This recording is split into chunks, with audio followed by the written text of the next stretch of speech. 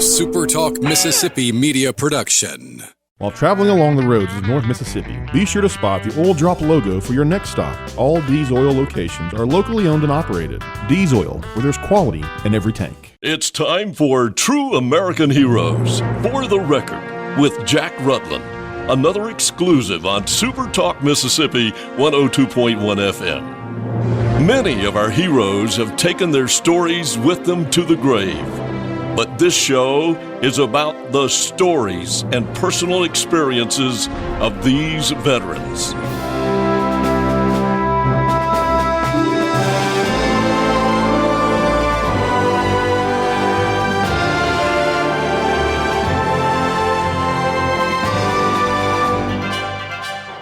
Today we're honored to have with us a Vietnam veteran, Mr. Tony Biagi, who is well known to a lot of folks. He's been in this area for many, many years of his life. Tony, thank you for coming in and visiting with us. Thank you. Well, let's just kind of start because we're probably pretty close in age. Vietnam was a war that lasted for a long time, it seemed like, and it was over in, of course, Vietnam, and you served. Really interesting when you and I got to talking about this the other day. Well, first of all, you were born in New Orleans. Right. But at a young age, you came into this area, I believe, Weston. Is that correct? Yes. And so you ended up going to high school, though, in Crystal Springs. And you graduated from there. Yeah, well, I left right before graduation. Okay. I had got into it with a teacher. I got you. Well, I thought it was really interesting. You were telling us just a moment ago, we were talking about you actually enlisted in the Army at what age? 17. Wow. At that time of my life, you had to, if you was in Mississippi, I don't know about other states, you had to join the National Guard when you're 17. Okay. You no choice. Yeah. So, and then they would send you to 6 months of regular Army. Okay. So then after I went to regular Army for 6 months, I come back, making a long story short. Yeah. I went and re-enlisted to regular Army for good. Well, we've run into each other a couple of different places around town, and one place we were sitting in the barbershop talking that day, and I was surprised, and I guess I maybe knew this, but maybe I didn't. I did not realize that there was airborne troops in Vietnam. Now, for those listening, the airborne troops were men that jumped out of airplanes. Right. Perfectly good operating airplanes. Most people around here, you say airborne, they think you was in the Air Force, but it was Army. That's right. Airborne. I was in the 101st Airborne Division, which is paratroopers, and I was in the 2nd Battalion, 327 Infantry. So I was infantry airborne on top of it. Wow. And of course, for those who have any military experience or read much history, the 101st Airborne is one of the most highly decorated units in World War II. And just the tradition of being a part of the 101st Airborne, which they were nicknamed the Screaming Eagles, was always quite a exclusive outfit. They were really tough guys. Anybody that would jump out of a perfectly good operating airplane to get to the ground real quick, that's quite a challenge. My dad was in the 101st in Second World War. Get out of here. Interesting. My uncle went to Korea. How about that? The war. Okay, so you're in the 101st Airborne and you get sent to Vietnam. When did you actually go? I notice you're wearing your veteran's cap. You actually went to Ranger School. Now, were you a Ranger before you went to Vietnam? Yeah, Airborne Bacondo Ranger training. Okay, so you had your recon training and you had your Ranger training, and man, you guys that was a pretty elite bunch of soldiers. Anybody that had that Ranger patch was first of all, very intense training, wasn't it? Oh, yes. And you guys had to be pretty hard-nosed to survive the training. And we was young. And you were young. That made a big difference. And then going to Vietnam, though, that often meant that you guys got the really tough jobs. Yeah, we was the first, my unit was the first airborne unit, combat units, what I'm trying to say, in 1965. We left in June 1965 on a ship out of Oakland. Well, now tell me that story. We were talking about that was really interesting about that ship ride across the Pacific Ocean. It was a World War II ship called the SS Butler, and it was designed for 2,700 men. Well, our whole brigade was on that ship, which was 4,800 men. Oh, my word. And the ship had quit running after about 4 or 5 days, and it quit running all day. And it did that 3 different days. So it took us 23 days to get to Vietnam. 23 days at sea. And with that many men, y'all were really squeezed in like sardines. I mean, that is packed. You get a bunch of airborne guys that cooped up for a month, about a month. It wasn't pleasant sometimes. Oh, my. And I think you even mentioned y'all ran out of drinking water. Yeah, we run out of fresh water, and it was converting ocean water for us to take showers. And they had special soap for ocean water. Mm-hmm. But when you get through, you'd feel like you was cracking. Oh, my word. That salt. Oh, my. And with that many men, I know that probably a large percentage had to sleep on the deck. I mean, was there room below for the whole division? Well, we slept from the bottom of the floor, bunks on the bottom of the floor up to the top of the ship, which was six bunks high. So if somebody got sick on the top of bunks, they'd come It affected a whole bunch of guys. Mm-hmm. Oh, my goodness, Tony. Well, that was pretty intense, just the boat ride, the getting over to Vietnam. But you got there in 1965 was the year that you guys arrived in Vietnam. I think you mentioned to me that you actually had 2 combat jumps. In other words, your paratrooper training was utilized on 2 different times in Vietnam. And a lot of people didn't realize that there were paratroopers utilized in Vietnam. Apparently, though, you didn't jump into the jungle, did you? Or were there fields or openings where you guys could land? It was openings. I was fixing to say, I don't see how you could right land. in the middle of the jungle, we didn't. But right at the edge, where they had openings. I got you. And the bad thing about that, though, is it's a no-win situation in a way, because if you're in the open and the enemy sees you, you're a good target. But if you jump in an opening spot, hopefully in the jungle, then you might hit a bunch of trees and everything else. And get injured doing that. That's right. So how many months did you actually serve in Vietnam, Tony? 13 months. 13 months. And most of your combat, was it with the Viet Cong or was it the North Vietnamese Army? It's mostly Viet Cong. Okay. And a little later, it was a little bit of the Army. No, the Army. Vietnam was, I guess, the first conflict that really made national TV. I mean, it seemed like every night there was a news clip or another story about something happening in Vietnam, and the reporters and the cameramen were sometimes there with the troops. Now, it made it somewhat unpopular with a lot of people, though the majority of the Americans still supported their troops wherever they were. There were those who it was unpopular. But it was a very intense, just from what we were able to see on television, this was jungle warfare. It wasn't like as intense and difficult as it was in World War II. Vietnam was different because they would hide, they would fight, and then they'd run, and you never knew when you were going to get hit, did you? In the daytime, you might walk right by them. There'd be farmers or whatever. At night, there would be a Viet Cong, but you wouldn't know which one was which, We suspected all the time that all of them were just enemies. That's that non-uniform combatant that makes it so difficult on a man in the field looking for the enemy, but where is he? One thing about I call it a war, the bullet didn't know whether it was a conflict or a war. So besides the fighting in the Viet Cong, you had a lot of other things that was on your mind, like we had big not lions, tigers, Bengal tigers that could put their your whole head in their mouth. Oh my goodness, Tony. And we had some of them that drugged some of our men off and ate them.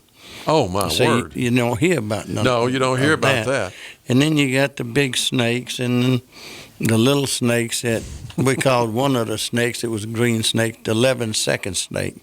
You had 11 seconds, they say, for the medic to give you the shot, or you was going, dead. And you had some bad ants Unbelievable. And that was just because of the terrain of what you were fighting in that jungle. Now, I got to talk for a couple of minutes here before we take our break. You've got to tell me a little bit, because you were a tunnel rat. And not sometimes. Anybody that went in a tunnel one time, to me, is a tunnel rat. Unbelievable situation. Tell us a little bit about what that was like. And a lot of folks don't know. You might want to kind of give a background real quick, like on what those tunnels were all about. Well, they've got tunnels, and they've been working on them from the 1700s, 1800s, all across Vietnam. And they got places like little cities under the ground that you can live. Right. So if in case they got bombed, it wouldn't affect them. But when you got to go in the tunnel, it's dark, in the tunnel, it's common sense. Sure. And you coming out from the daylight, going into the tunnel makes it worse. But the thoughts that's going through your mind, you got a flashlight, but you can't use it. It's no-win situation, so to speak. If you turn the light on to see anybody, then you're a better target. If you don't turn it on, you're just praying and hoping that nobody's in there. And that was the worst part to me of my combat, is going in the tunnels. It just, at night sometimes here, it goes through your mind every once in a while. And you couldn't carry your M14 or 16, whichever you were using at that time. Oh, yeah. You did carry your rifle in there? I didn't know if there'd be enough room for you to crawl around with your rifle. Mm-hmm. Yeah. Well, how did you see, Tony? You didn't see. That's the problem. You just inched along, inch at a time. You inched along, and you might hear something. In the tunnel, it's nice and quiet, so anybody makes any noise, you'd hear them. But if they didn't make any noise, you got the light behind you from the opening of the tunnel. Silhouette. Your silhouette. And so if there was enemies in the Viet Cong in there, they could shoot you or whatever, But if you got to go in there and do it, you don't have no choice. You got to go if the squad leader or the lieutenant, platoon, whoever orders you to go in there and search that tunnel. You go in and search the tunnel. If they tell you to jump out the plane, you jump out the plane. You did your job. Mm-hmm. And that's duty. That's duty. And that's one of the reasons we're honoring our veterans. We're going to take a short break here at the halfway point, and we'll come back and continue our interview with Mr. Tony Biagi, Vietnam veteran, who's really sharing some interesting things with us. We'll be right back. We're back visiting today with Mr. Tony Biagi, a local resident and artist, and we'll talk about that in just a minute.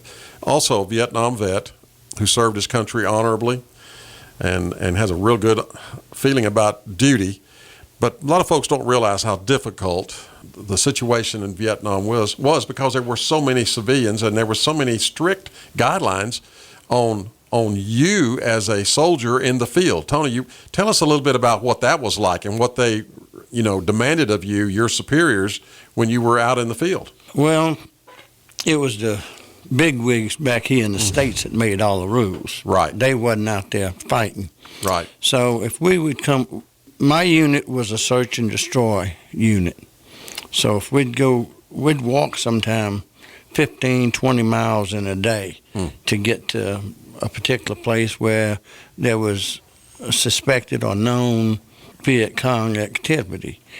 And so the Viet Cong learned that we was not supposed to shoot into that village unless we actually seen the Viet Cong enemy shooting at us. So they would go into the village, the Viet Cong, go in them people's houses that was regular people, farmers or whatever, and hide in there and shoot at us. If we could see them, we could shoot back. If we couldn't, we wasn't supposed to shoot. But sometimes things happen that your men lying on the side of you getting shot and you can't shoot back. It didn't make any sense. That is absolutely, I don't even understand how you can fight, because it didn't take, I'm sure, the enemy combatants to realize that all they had to do was blend in, wear the same clothes the farmers were wearing, and keep their weapons out of sight, that you couldn't shoot at them until they had a shot at you. I don't like the idea of giving the enemy the first shot. Well, another thing is, you don't always, if you was going to shoot at me, you sure are going to hide good enough to where I probably can't see you. Right. But you can still keep shooting at me. That's right. And it's hard for me to see you. And you can't And shoot. if you just open up on the whole village with 30 caliber, 50 caliber, whatever, and just start spraying some kids, Yeah. little babies, Right. women, Right. people that wouldn't really the enemy. But when you over there, after a while, seeing each other getting shot or killed, you're in a different takes its country. toll. It You takes its think toll.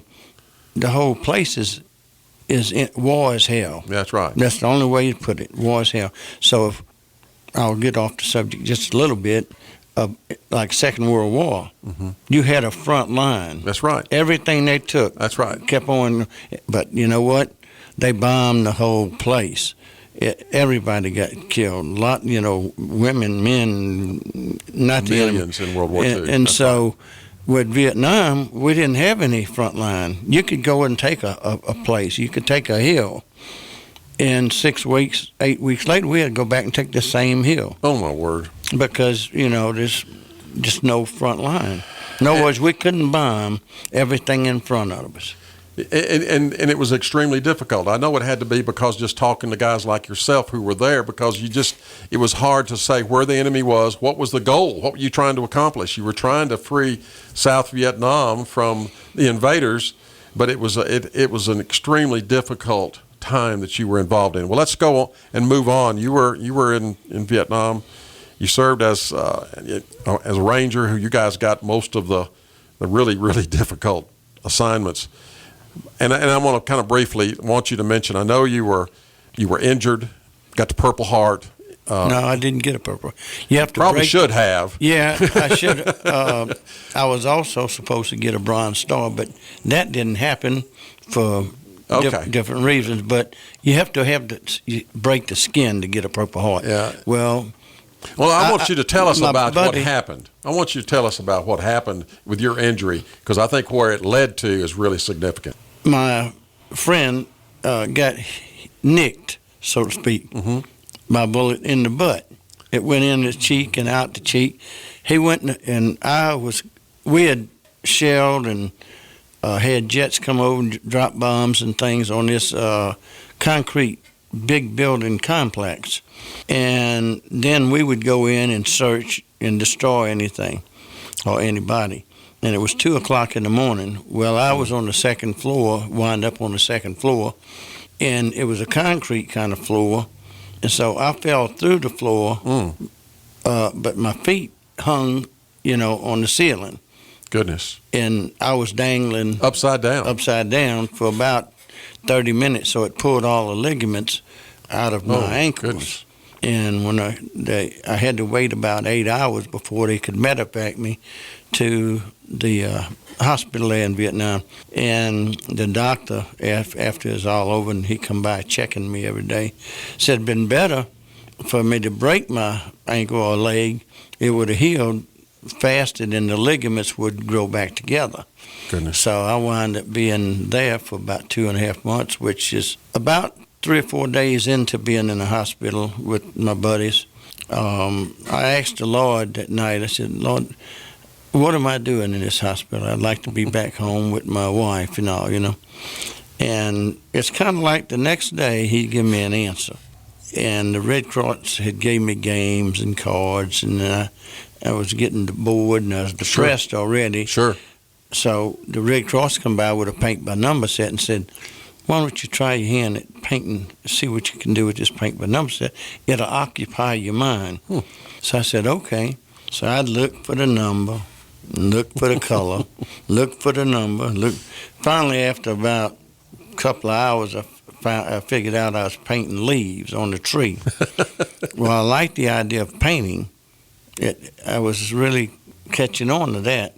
So I started looking in magazines, trying to find something, see if I could actually draw and paint something. So I picked several subjects out of different magazines, like a tiger's head, a fish jumping out of the water, a mountain scene and with a stream. And you want me to tell you about my doctor? Yes. I told you the other day. Yes. So anyway, I was painting the guys, the other soldiers that could walk, would get them around my bed, and was really liking what I was doing, and oohing and eyeing. It really helped me. Encouraged me. And so one guy said, "Boy, I really like what you're doing there. I like that." And I said, "Well, I'll tell you what, I'll give it to you when I'm finished with it." So I give it to him, and I gave it away. Boy, the word got around that I was painting and giving paintings away. The other soldiers went to the Red Cross and got them paint by number sets, and they brought them back and put them under my bed. So I painted in the bed. I had to do everything in the bed. I couldn't walk. So my doctor come by after he heard I was giving them paintings away, and he said, "I understand you started painting." And I said, "Yes, sir." He said, "I've got something I'd like you to paint me." I said, "Well, I'll try." He said, "Well, I'll bring it to you tomorrow." So the next day comes, and guess what he brings me? What? A Playboy magazine. Oh, no. So I worked on it, told him I'd try, and he'd come by every few days and say, "Well, how's it coming along?" And I said, "Well, I'm not finished it yet. I'm new at this. I'm just trying, Yeah, experimenting. So he said, "Well, let me see if you can walk very, very much." So I'd walk, and I really wasn't walking great. But he said, "Well, how long do you think it's going to take you to finish that painting?" I said, "Probably another week or two." He said, "Well, it looks to me like you're going to be not walking good enough for at least 2 weeks." Trying to give you a little more time. Mm-hmm. Well, Tony, you recovered from your injuries enough. Did you go back into the jungle, or did they finally send you home? No, I only had about 3 or 4 weeks to go in Vietnam, and when I got out, I had to still walk with a crutch. With a crutch, yeah. And so I stayed back in the rear, and then they sent me on to Saigon to wait my time to get on a plane and come home. Yeah, the trip back was a little bit faster than coming over. Yeah, I got on a jet. And well, yeah. Tony, this has been incredible. I know a lot of people have come to know you because you really have turned into quite an accomplished artist. And the other night I was actually trying to find a website to see some of your artwork, and I was amazed how many companies and art vendors on the internet carry your artwork that's for sale. And we were talking, and you're in the process of getting a website up where you can have a place of your own website to show your artwork to folks. Yeah, it'll be through some other friends of mine that wind up being friends that I did an original for here in town, and they're going to handle everything, and it's going to be fantastic. They doing the website, and I'll just get a royalty. I won't be involved with the business of selling and everything. That's right. You're just doing the artwork. Right. Well, Vietnam was a very difficult war. It was traumatic for a lot of young men. We lost a lot of good young folks, and like I said, in the beginning, it was so hard because it was so publicized. It was so political, just a political side of it that everybody was trying to take advantage of. And you guys were over there laying your life on the line, trying to get you and your buddies home safely. But you know what? Everyone I've talked to and every officer that I've spoken with that came out of the Vietnam conflict, the men that represented our country, that wore our uniform, served in a valiant and honorable way. And I want to thank you on behalf of Lincoln County, of Brookhaven, and the United States of America. I want to thank you one more time for your service during the Vietnam conflict and wearing the uniform. I'm just honored to have had this time to visit with you today. I really appreciate that. All right, folks, it's been an honor for me to be talking to Mr. Tony Biagi, a local person and artist and Vietnam vet today. A SuperTalk Mississippi media production.